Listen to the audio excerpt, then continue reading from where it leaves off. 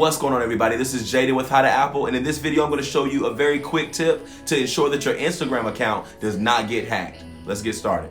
So first what we're going to do is, of course, open up Instagram, and we are going to go to our profile page at the bottom right hand corner, and at the top right hand corner you will see the little 3 lines to access the menu. You're going to click on that, and you will see at the bottom where it says settings, click on that.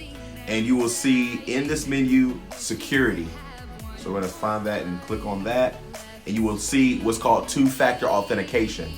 Now with 2-factor authentication, it's going to send your iPhone. Now there are a few options that you have here, but I'm going to suggest using the text message option.